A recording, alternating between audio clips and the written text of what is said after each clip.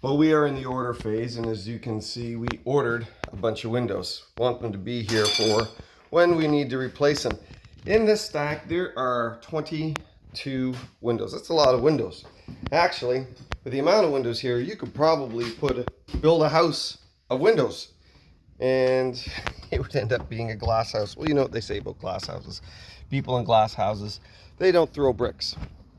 Neither do they take showers.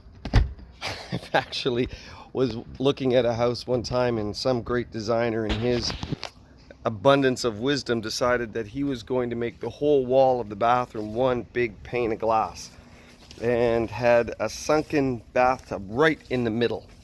And I'm thinking, nope, not for me. I would never pull the shades up and open that. That'd just be ridiculous. Because one of the things about windows is not only do they help us see out, but they also help people see in.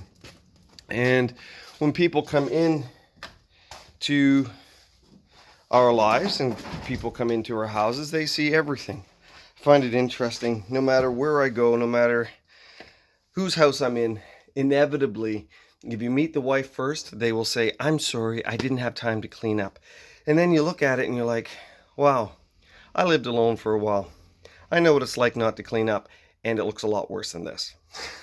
Women always seem to think their houses are in worse shape than they are.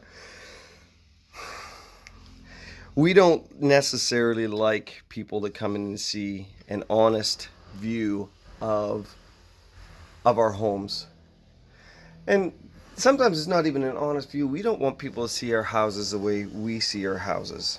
A lot of times the same holds true with our lives. We don't want people to see our lives like we see our lives, because we know what's in our heart and we know how we screw up. And what's even worse sometimes is that we know that God knows.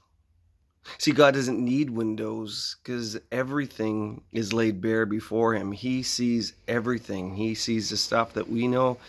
He sees the stuff that we don't know. He knows what we're doing, but not only what we're doing, he knows why we're doing it.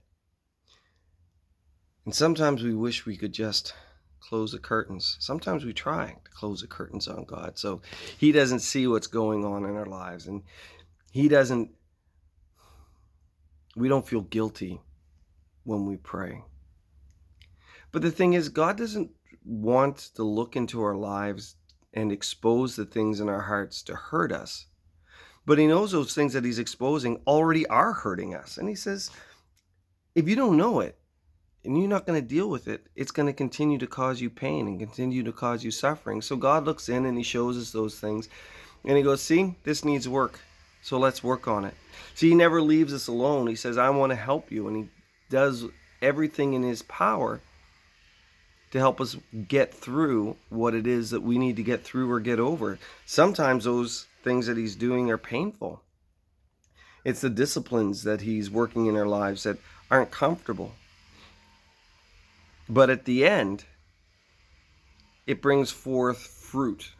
It creates in us an environment where things can grow and we can flourish in ways that we never could if God didn't come in and work his righteousness into us.